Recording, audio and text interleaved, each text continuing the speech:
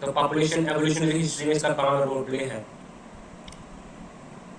Okay, anthropological revolution. अब आप देखोगे जो पॉपुलेशन जिनकी जो डेयरिंग फार्मिंग करते हैं, है ना, तो अब वो क्या करते हैं, उनका म्यूटेशन हो जाता है, नेचुरल सिलेक्शन हो जाता है, तो उसकी वजह से वो क्या करते हैं, लैक्टेज प्रोड्यूस करते हैं थ्रू आउट अडल्टहुड। क्योंकि अब वो डेयरी प्रोडक्ट्स है, वो सिग्निफिकेंट पार्ट है उनकी डाइट का। ओके, तो इसलिए उनमें आपको जो है लैक्टेज जो है वो देखने को मिलेगा। अब लैक्टेज क्या है? बेसिकली ये एक एंजाइम्स है। ओके, तो क्योंकि ये क्या करता है काम, ये लैक्टोज को ग्लूकोज में डिवाइड है ना, लैक्टोज को ग्लूकोज में कन्वर्ट करता है और गैलेक्टोज में कन्वर्ट करता है स्मॉल इंटेस्टाइन में। तो ये लैक्टेज एंजाइम जो है, ये आपको जो डेयरी प्रोडक्ट्स जो कंज्यूम करते हैं ज़्यादा मात्रा में, उनमें ये देखने को मिलेगा। तो ये इसकी एंथ्रोपोलॉजिकल एविडेंस है। हमें पता चलता है कि कौन सी वेरिएशन, जीन फ्रीक्वेंसी, एलीलीज आपको किस पॉपुलेशन ग्रुप में मिल सकती है, वो हमें एंथ्रोपोलॉजी, हमें गाइडेंस, हमें नॉलेज प्रोवाइड करती है। ओके, अब ये सारी एंथ्रोपोलॉजिकल सिग्निफिकेंस तो है ना। अब एंजाइम की डेफिशिएंसी जैसे G6PD डेफिशिएंसी से क्या होता है, ये आपको देखोगे मिलेगा कि कहीं कुछ एजेंट्स में आपको इसकी डेफिशिएंसी मिलेगी। तो अब ये फंक्शन क्या करता है? रेड ब्लड सेल आरबीसीज की फंक्शनिंग में ये हेल्प करता है, ग्लूकोज 6 फॉस्फेट डिहाइड्रोजिनेज।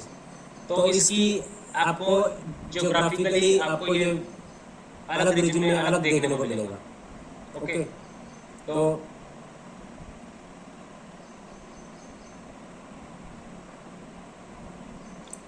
ओके, तो अब एनवायरमेंटल एडेप्टेशन में किस तरह से जो जेनेटिक वेरिएशन वो क्यों अडेप्ट कर पाते हैं एनवायरमेंट में, एस्किमोस क्यों अडेप्ट कर पाते हैं क्लाउड क्लाइमेट में, है ना, डिंगोस क्यों अडेप्ट कर पाते हैं, जो कॉमन कालाहारी डेजर्ट वो क्यों अडेप्ट कर पाते हैं इक्वेटोरियल क्लाइमेट में। तो ये इन चीज़ों की जानकारी आपको किससे मिलेगी? आपको जो ब्लड एंजाइम्स हैं ये आपको प्रोवाइड करते हैं। जो ब्लड एंजाइम्स का ये एंथ्रोपोलॉजिकल रेलेवेंस है ब्लड एंजाइम्स का, है ना। हमें पॉपुलेशन एवोल्यूशन हिस्ट्री को स्टडी करने में हमें हेल्प मिलती है। आपको अडैप्टेशन, डिसीज रेजिस्टेंस की ससेप्टिबिलिटी कितनी है और रेजिस्टेंस कितनी है ना, इसके बारे में हमें जानकारी मिलती है। डिसीज रेजिस्टेंस और डिसीज किस तरह से डिफरेंट ब्लड एंजाइम्स जो हैं आपको हेल्प करते हैं। ठीक है, मतलब ससेप्टिबिलिटी क्या है कि प्रोबेबिलिटी कितनी है ना, कि आप को हार्म हो सकते हो। ठीक है, डिसीज की प्रोबेबिलिटी कितनी है, डिसीज की ससेप्टिबिलिटी कितनी है, या फिर रेजिस्टेंस कितना है, कि आप डिसीज से प्रोटेक्ट रह सकते हो या फिर आपको डिसीज लग सकती है।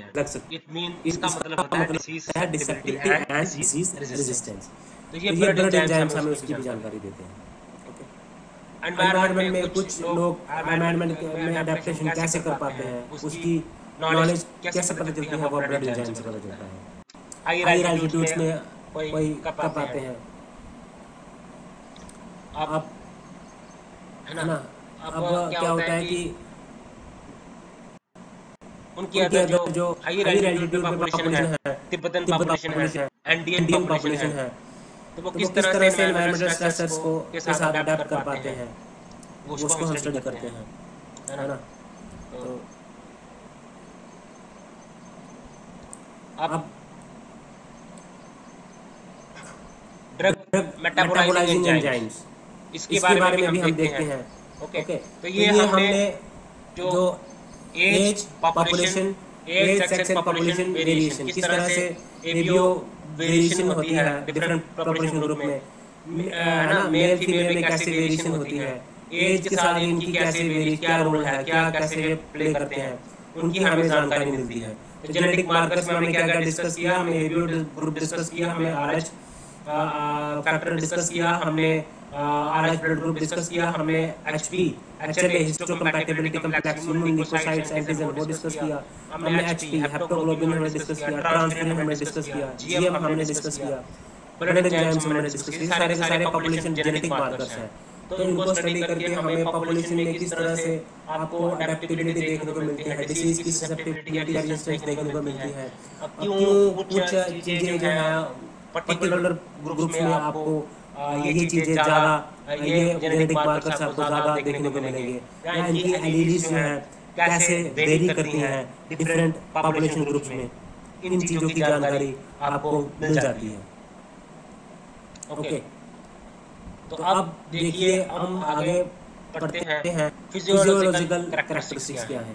फिजियोलॉजिकल कैरेक्टरिस्टिक्स जैसे एचपी लेवल क्या है, बॉडी का फैट क्या होता है, पल्स रेट क्या होता है, रेस्पिरेटरी फंक्शन, सेंसरी परसेप्शंस जो है कैसे वैरी करती है different cultural and socio economic group, different groups में, पॉपुलेशन ग्रुप्स में, कल्चरल ग्रुप्स में, डिफरेंट सोशियो इकोनॉमिक ग्रुप्स में आपको कैसे वेरी देखने को मिलता है। अब हेमोग्लोबिन क्या है? हेमोग्लोबिन बेसिकली एक प्रोटीन है जो कि हमारे रेड ब्लड सेल्स में पाया जाता है, और हेमोग्लोबिन का काम क्या है? वो ऑक्सीजन को वो कैरी करता है, हमारे डिफरेंट ऑर्गन के पास ले जाता है, और वहाँ से टिश्यू से और कार्बन डाइऑक्साइड जो है वो ऑर्गन से, टिश्यू से लंग्स की तरफ लाता है। तो लंग्स से वो लेके जाएगा ऑर्गन और टिश्यू को वापस लाएगा कार्बन डाइऑक्साइड को। ओके, तो इसका लेवल जो है वो अगर लो एचपी लेवल है, लो रेड ब्लड सेल काउंट है, एनीमिया कहते हैं उसको, तो हेमोग्लोबिन जो है वो क्या है? बेसिकली एक प्रोटीन ही है। हम प्रोटीन का डिस्कस कर रहे हैं, जितने भी हम पढ़ रहे हैं प्रोटीन ही है, सारे एंटीबॉडीज ही हैं। तो बेसिकली ये भी एक प्रोटीन है जो 4 पॉलीपेप्टाइड चेन से बना होता है, alpha 1, alpha 2, beta 1, beta 2, 4 polypeptide chains है जो हेमोग्लोबिन है ये उससे बना हुआ होता है।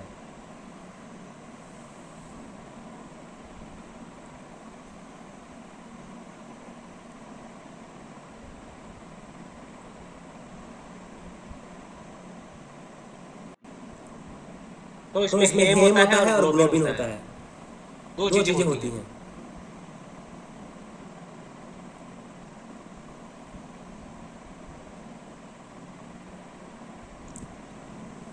तो इसमें 2 आइडेंटिकल अल्फा चेन्स होती हैं, ह्यूमन जो हेमोग्लोबिन ह्यूमन के अंदर होता है, एडल्ट ह्यूमन के अंदर होता है, और 2 आइडेंटिकल बीटा चेन्स होती हैं। ओके, जो इसमें अमीनो एसिड्स होते हैं, 574 अमीनो एसिड्स होते हैं। तो म्यूटेशन से हेमोग्लोबिन इफेक्ट करता है। तो क्या होता है कि हेमोग्लोबिन वेरिएंट की वजह से, अब नॉर्मल हेमोग्लोबिन से क्या होता है? सिकल सेल एनीमिया होता है, HDS, thalassaemia, THALASSEMIA, thalassaemia, sickle cell anaemia. Okay, तो 20 साल से लेके 60 साल तक, है ना? तो लेवल ऑफ एचबी जो है वो कितना है? वो 15.3 ग्राम पर डीएल जो होना चाहिए, मींस 15.3 ग्राम पर डेसीलीटर, डेसीलीटर जो है वो होना चाहिए। फीमेल में जब वो 10 से 14 साल के बीच हेमोग्लोबिन जो है वो हाईएस्ट लेवल पे होता है, 13.5, और बॉयज जब 14 साल के हो जाते हैं तो हेमोग्लोबिन उनमें मैक्सिमम हो जाता है 15.3 हेमोग्लोबिन। अब मेंस्ट्रुअल लॉस में क्या होता है? फीमेल्स जो है मोर और लेस जो है वो स्टैग्नेंट रहती हैं।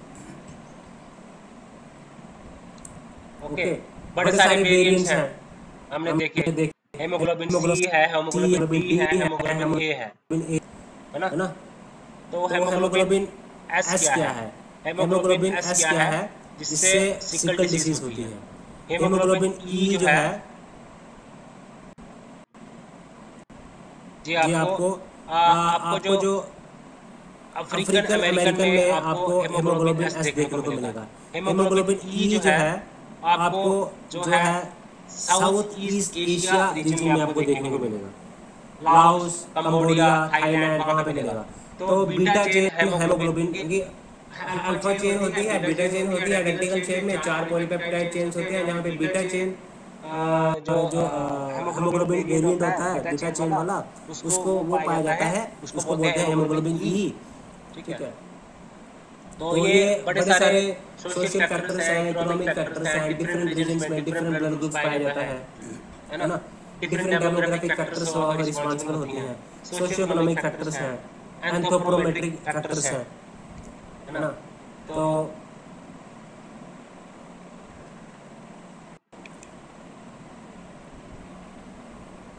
एनीमिया आपको फीमेल्स में ज़्यादा देखने को मिलेगा, मेल्स में कम देखने को मिलेगा, क्योंकि ये चाइल्ड बीयरिंग ईयर्स के टाइम पे या है ना, जब मेंस्ट्रुअल साइकिल के टाइम पीरियड में ब्लड लॉस बड़ा होता है तो वहाँ पे उन्हें ब्लड जो है वो लॉस हो जाता है, तो उनमें आपको एनीमिया ज़्यादा आपको देखने को मिलेगा। ओके, तो अब इनको अंडरस्टैंड करना बहुत ज़रूरी है। आयरन की डेफिशिएंसी को अंडरस्टैंड करना ज़रूरी है, हीमोग्लोबिन की डेफिशिएंसी को अंडरस्टैंड करना बहुत ज़रूरी है। तो क्या इसके इफेक्ट हो सकते हैं? ठीक है, मेल में फीमेल में हम कंपैरिजन कर सकते हैं। अब बॉडी फैट क्या है?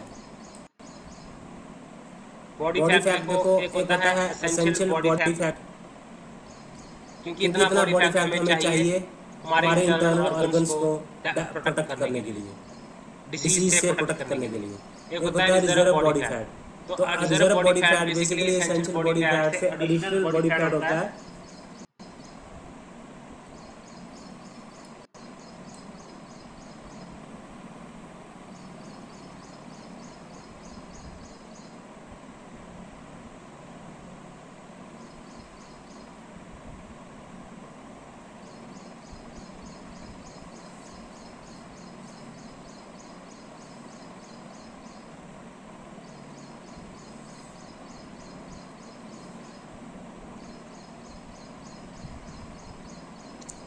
एक होता है इससे मेडिकल रिस्क नहीं होता। एक्सेस बॉडी फैट से क्या होता है? एसेंशियल और रिजर्व बॉडी फैट के बाद आपको एक्सेस बॉडी फैट आ जाता है। इसकी वजह से हेल्थ इश्यूज बनते हैं, हार्ट अटैक, डायबिटीज, कैंसर बड़े सारे देखने को हमें मिलते हैं। ओके, तो 3 तरह के बॉडी फैट है, essential, reserve body fat, okay, access body fat. तो सोशियो इकोनॉमिक फैक्ट्स क्या है? अब टोटा की बात करें, अब जो जिनका अच्छी इकोनॉमिक कंडीशन है वहाँ पे ओबेसिटी आपको ज़्यादा देखने को मिलती है, ओवरवेट ज़्यादा देखने को मिलता है।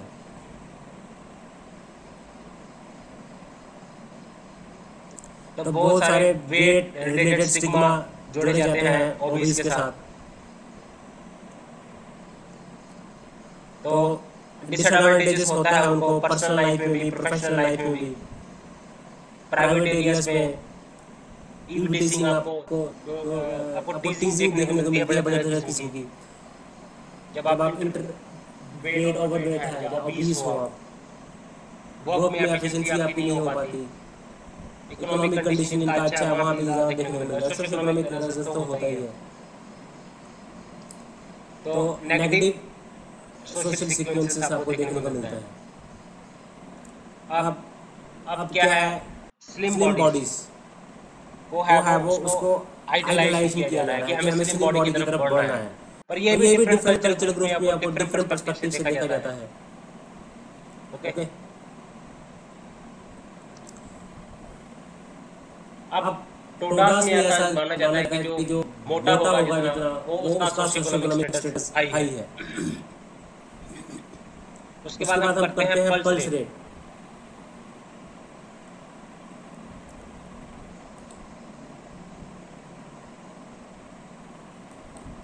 पल्स रेट से हमें पता चलता है हार्ट रेट का, कि आपकी हार्ट रेट जो है वो 1 मिनट में कितनी बार बीट करती है। तो हार्ट क्या करता है? ब्लड को जब पुश करता है आर्टरीज में, तो आर्टरीज क्या करती है? एक्सपैंड करेगी या कॉन्ट्रैक्ट करेगी। जब ब्लड फ्लो करेगा कॉन्ट्रैक्ट करेगी, एक्सपैंड करेगी। इससे आपको पल्स आपकी कैसी है उसका भी पता चलता है, रिदम का भी पता चलता है। अडल्ट जो ह्यूमन अडल्ट है, हेल्दी अडल्ट का जो पल्स रेट है वो रेंज करता है 60 से लेके 100 तक, 100 बीट्स पर मिनट। एक्सरसाइज के साथ फ्लक्चुएट करता है, इलनेस के साथ, इंजरी के फ्लक्चुएशन देखने को मिलती है। अब फीमेल्स 12 साल या 12 साल से ऊपर है, उनमें हार्ट रेट जो है वो फास्टर देखने को मिलता है मेल से। कार्डियोवैस्कुलर कंडीशनिंग, हार्ट रेट जो है उनका 40 बीट होता है पर मिनट का, और उनको प्रॉब्लम नहीं होती रनर्स का, एथलीट्स का। कितनी एक मिनट में कितना हार्ट बीट करता है। आप रिस्ट से देख सकते हैं, पल्स रेट, हार्ट रेट, आप टॉप ऑफ द फुट से भी देख सकते हैं, नेक से देख सकते हैं। ओके, वेल ट्रेन जो एथलीट्स होते हैं उनका 4 से 60 होता है, और आप चिल्ड्रन जो 10 साल से ऊपर है उनका 60 से 100 बीट होता है। चिल्ड्रन 1 से 10 साल के बीच 70 से 120 में होता है, ज़्यादा होता है बच्चों का। न्यू बॉर्न इन्फेंट्स का और ज़्यादा होता है, 100 से 160 बीट होता है न्यू बॉर्न का, 100 से 160 बीट होता है पर मिनट। और चिल्ड्रन का 60 से 100 तक होता है, और एथलीट का 40 से 60 तक होता है। चिल्ड्रन जो 10 साल से ऊपर है 60 से 100 तक, और जो न्यू बॉर्न बेबी है उनका ज़्यादा होता है, 100 से 160 है। तो कैसे हम ये स्टडी कर रहे हैं different physiological characteristics, male female में कैसे हम देखते हैं एचबी लेवल कैसे वेरी करता है, बॉडी फैट कैसे वेरी करता है, पल्स रेट कैसे वेरी करता है ना, एज के साथ कैसे वेरी कर रहा है, वो भी हम देख रहे हैं।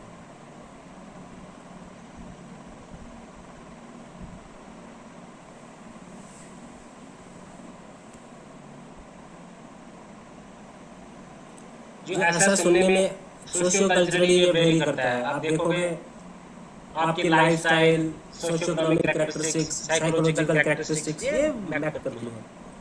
आप देखोगे जो जंग निग्रोइड है ना, उनका हाइयर होता है सिस्टोलिक ब्लड प्रेशर, और स्लाइटली हाइयर होता है diastolic blood pressure. Systolic and diastolic blood pressure दोनों के दोनों हाई होती हैं यंग ककोसाइड एज से। निग्रोइड का सिस्टोलिक डायस्टोलिक हाई होता है, दूसरा कंपैरेटिवली जो दूसरे होते हैं एडल्ट से।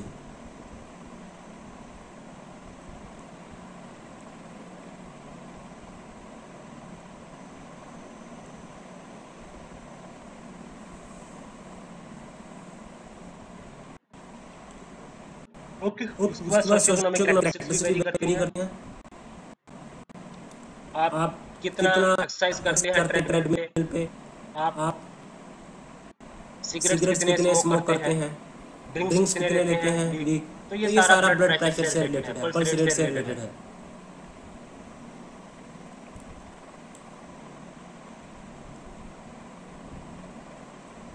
बट इस रेस्पिरेटरी फंक्शन क्या होता है?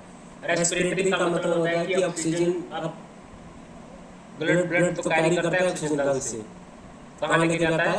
डिफरेंट ऑर्गन्स के साथ। तो अब ऑक्सीजन एयर से लंग तक लाना, वो तो लंग से लेके जाएगा ना ब्लड, तो ये ऑक्सीजन को लंग तक लाना और ऑक्सीजन को मूव करना थ्रू आउट द बॉडी, ये ब्रीथिंग होती है। ब्रीथिंग का काम क्या है? हवा बाहर की हवा अंदर लेके जाना, लंग्स में लेके जाना। अगर लंग्स क्या करते हैं? ऑक्सीजन को पास करते हैं ब्लड स्ट्रीम में, और जो हेमोग्लोबिन है वो कैरी करता है ऑक्सीजन को डिफरेंट टिश्यूज पे, ऑर्गन्स को। तो हम तभी तो हम चल पाते हैं, हम बात कर पाते हैं, मूव कर पाते हैं। और जब ब्लड कार्बन डाइऑक्साइड लेके आता है लंग्स तक, तो लंग्स उसी कार्बन डाइऑक्साइड को बाहर फेंक देता है, ब्रीथ आउट कर देता है। ब्रीथ इन करता है ऑक्सीजन और ब्रीथ आउट करता है कार्बन डाइऑक्साइड। इसी को हम बोलते हैं रेस्पिरेटरी सिस्टम।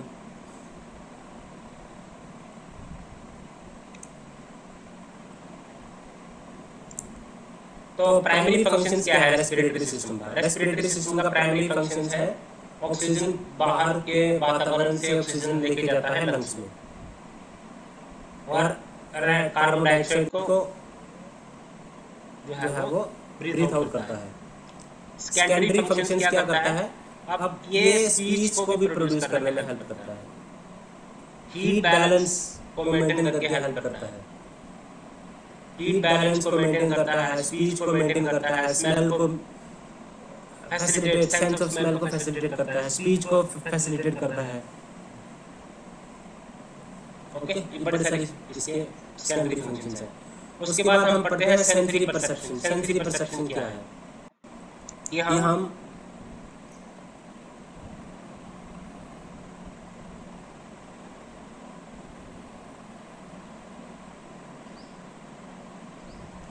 सेंसेस होता है, सेंस ऑफ साउंड, हमें साउंड सुनाई देती है, हमें कुछ हेयरिंग होती है, सेंसेस विजन दिखाई देता है, टेस्ट होता है, sense of taste, sense of smell, smell करते हैं, टेस्ट करते हैं, टच करते हैं, हियर करते हैं।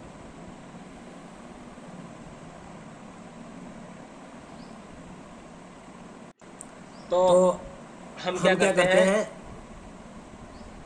स्टिमुलाई को डिटेक्ट करते हैं और उसको कैरेक्टराइज करते हैं। जैसे हमने गर्म चीज को हाथ लगाएंगे तो हम क्या करेंगे? डिटेक्ट किया हमने स्टिमुलाई, तो हम उसको कैरेक्टराइज करेंगे कि ये गर्म है, ठंडा नहीं है, तो हम उसको रिकॉग्नाइज कर लेंगे। कैरेक्टराइज करेंगे, रिकॉग्नाइज करेंगे।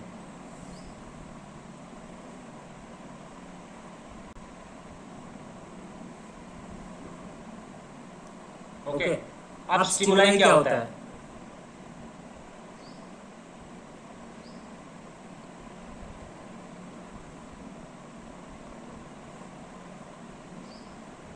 अब ये सेंसेस जो है ये एज के साथ जो है वो वीक हो जाती हैं। ओके, अब वो हम वर्ल्ड को परसीव क्या करते हैं? 5 सेंसेस के साथ परसीव करते हैं। Sense, smell, taste, touch, hear. Okay, तो कौन सी ऐसी फैक्टर्स हैं जो कि हमारे सेंसेस को परसीव करने में हमें अफेक्ट करता है? हमारे इमोशंस, हमारी मोटिवेशन, हमारे इंटरेस्ट, हमारी कल्चरल एक्सपेक्टेशंस, हमारा इंटरेस्ट है हमारे इन चीज़ों को, है ना? हर एक ऑर्गेनिज्म का एक रेंज होता है सेंसेस का। ह्यूमंस के 5 सेंसेस होते हैं। जब हम वर्ल्ड को देखते हैं तो हम अंडरस्टैंड कर पाते हैं दुनिया को। अब हम अंडरस्टैंड कंप्रीहेंड कर पाते हैं एनवायरनमेंट को, किसकी वजह से? सेंसेस की वजह से।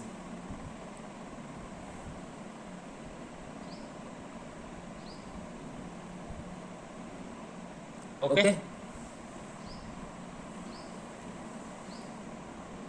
एक होता है the ability to test phenyl thiocarbamide, phenyl thiocarbamide, and red and colour blindness, red and green colour blindness. ठीक है, हम देखते हैं इसको बेसिकली टेस्ट कर पाना ऑटोसोमल पॉलीमॉर्फिक ट्राइट है। कोई कर पाते हैं, कोई नहीं कर पाते हैं। ओके, अब कुछ जो लोग हैं जब स्मेल करते हो तो डिफरेंट रिएक्शंस आते हैं डिफरेंट कल्चरल बैकग्राउंड के मुताबिक।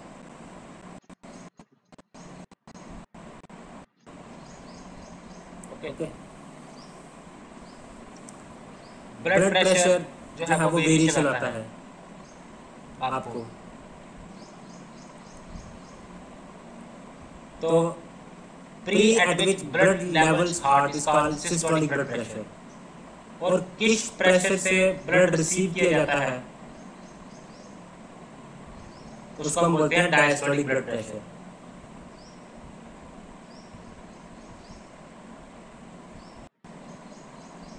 120/80 जो है वो ब्लड प्रेशर क्या माना जाता है?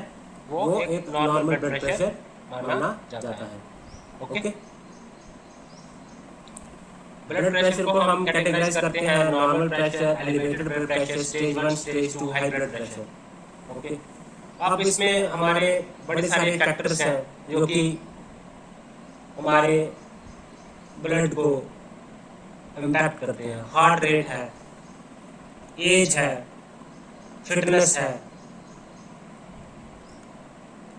इमोशंस हैं, इंटरेस्ट हैं, टेम्परेचर,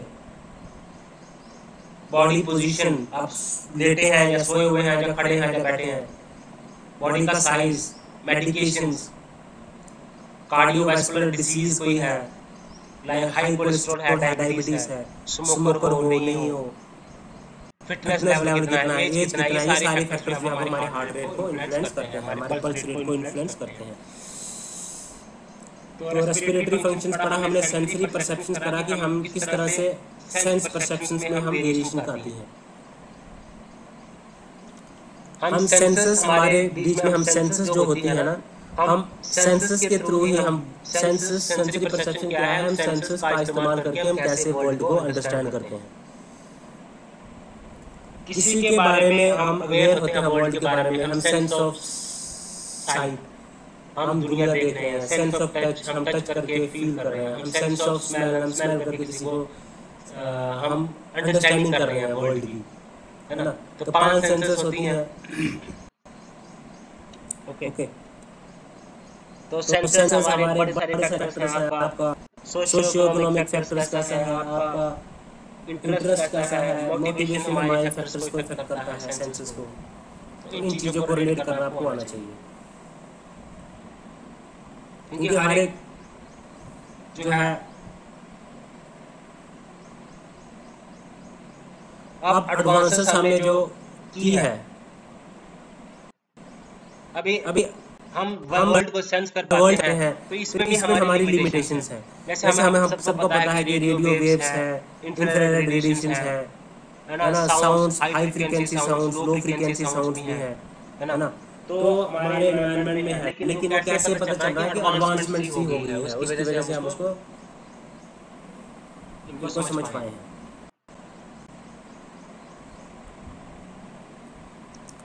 तो सेंसरी मैकेनिज्म में हम इसको पढ़ेंगे, पीटीसी टेस्टर्स और नॉन टेस्टर्स कर पाते हैं। तो जिनका जीनोटाइप टीटी होगा,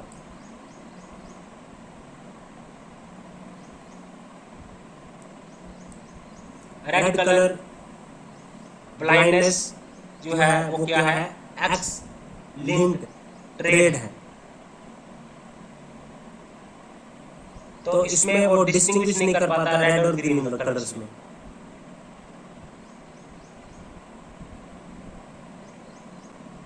अब स्मेल का भी यही होता है कि लेवेंडर के साथ फ्रेंच के लोग ज्यादा फैमिलियर हैं। अब फ्रेंच जो है वो रेटिंग जब आप करनी हो किसकी, विंटर ग्रीन की, तो फ्रेंच जो है वो अच्छे से नहीं कर पाते, फ्रेंच कैनेडियन जो है वो अच्छे से कर पाते हैं। तो सेंसरी परसेप्शन हमारी फूड की कैरेक्टरिस्टिक्स को भी, फूड प्रेफरेंस, ज्यादा मिर्ची खाते हैं कि कम मिर्ची खाते हैं, टेस्ट कैसा है वो भी हमारा डिपेंड करता है, हमारे फूड सिलेक्शन में हमें इफेक्ट करता है। ओके,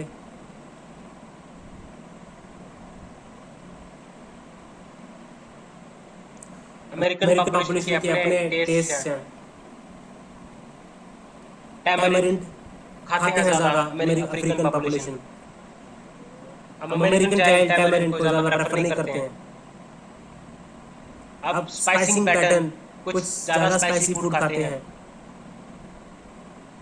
है ना, कुछ ज़्यादा स्वीट्स खाते हैं, कईयों के लिए वही स्वीटनेस ज़्यादा लगता है या कम लगता है। तो ये फूड प्रेफरेंस भी आपकी सेंसरी परसेप्शन से जुड़ी हुई है। तो हम अपने सेंसेस से ही हम वर्ल्ड को परसीव कर पाते हैं। ओके,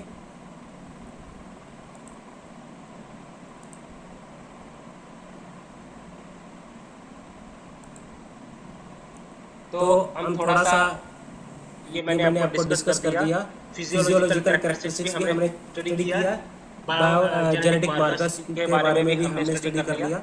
तो किस तरह से जो हमारा एचबी लेवल है, बॉडी फैट है, सेंसरी परसेप्शन है, पल्स रेट है, ये हमारा डिफरेंट कैसे सोशल कल्चर ग्रुप में डिफरेंट वेरी कैसे करता है, ये हमने स्टडी किया।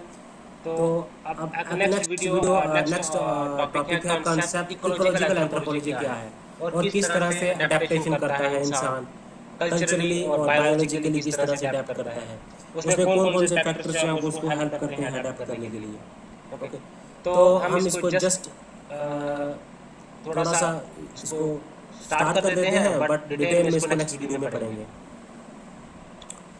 अब बेसिकली है क्या इकोलॉजिकल एंथ्रोपोलॉजी, है क्या बेसिकली? ये आपको PYQs में 2000 आई थिंक PYQs में ये इस पे इकोलॉजिकल एंथ्रोपोलॉजी पे क्वेश्चन आया हुआ है।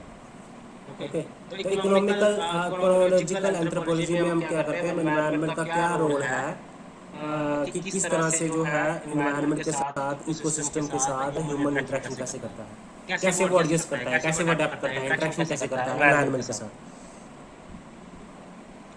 तो डिफरेंट स्कॉलर्स ने इसको डिफरेंट तरीके से डिफाइन किया है। जैसे एलिन है, इकोलॉजिकल एंथ्रोपोलॉजिस्ट है, ELLE, इलीन ने क्या किया, इकोलॉजिकल एंथ्रोपोलॉजिस्ट को बताया कि रिलेशनशिप है कल्चर की और एनवायरनमेंट के साथ। ओके, अब जो हंटर गैदरर है वो पॉपुलेशन जो है वो डिफरेंट होती है, जो फार्मिंग करते हैं वो पॉपुलेशन डिफरेंट होती है, वो हंटिंग गैदरिंग जो करते हैं वो नोमैडिक हैं, छोटे जो टेम्परेरी घर में रहते हैं वो अलग लोग होते हैं, जो फार्मिंग करते हैं वो अलग करते हैं, जो डोमेस्टिकेशन करते हैं वो अलग लोग होते हैं। ओके,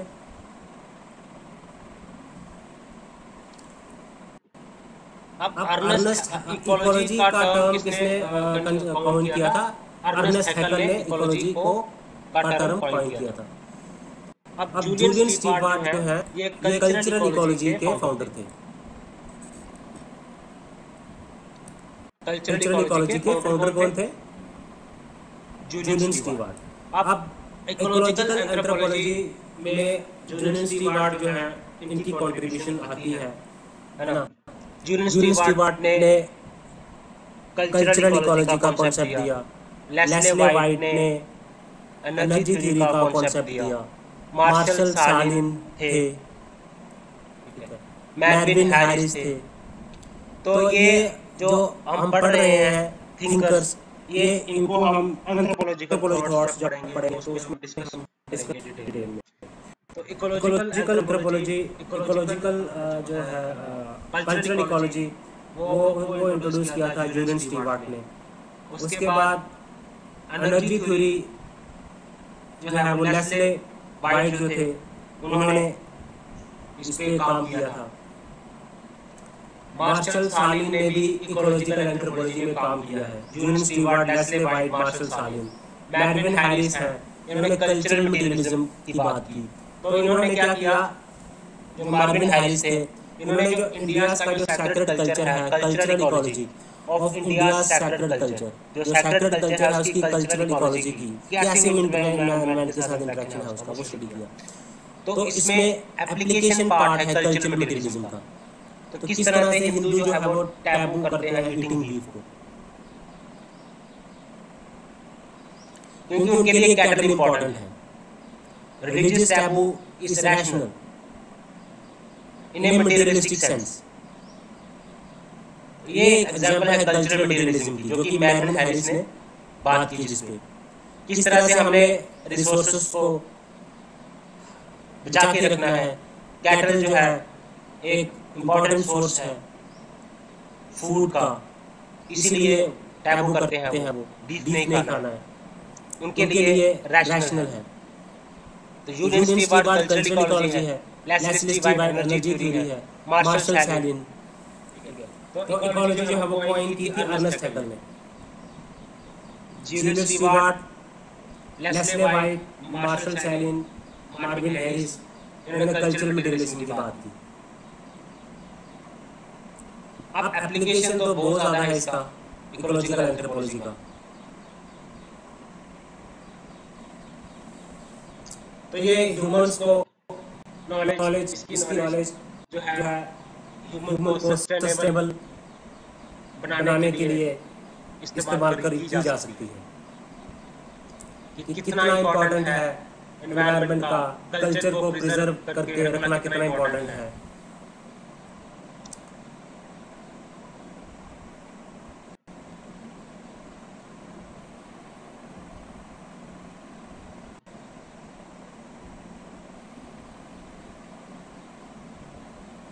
ओके, ये हमें बताता है इकोलॉजिकल एंथ्रोपोलॉजी।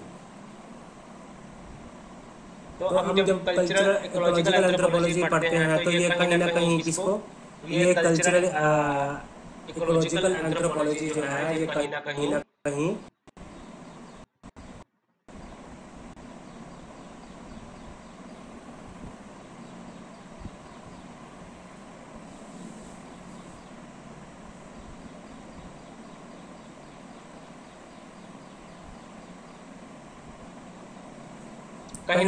ये कल्चरल इकोलॉजिकल एंथ्रोपोलॉजी जो है ये कहीं ना कहीं इसको एंथ्रोपोलॉजी को एक साइंटिफिक सब्जेक्ट बना देती है।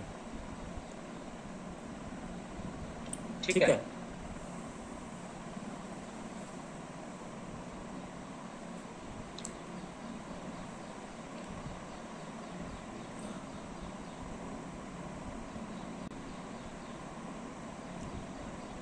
कल्चरल उसके बाद हम जो जूलियन स्टीवर्ट है उन्होंने कल्चरल इकोलॉजी का डिस्कस किया कि क्या रिलेशन है कल्चर का एनवायरनमेंट के साथ, क्या रिलेशन है, कैसे कल्चर जो है वो अफेक्ट हो जाता है एनवायरनमेंट से, कल्चर कैसे एडजस्ट करता है एनवायरनमेंट के साथ, इसके बारे में स्टडी किया जूलियन स्टीवर्ट ने।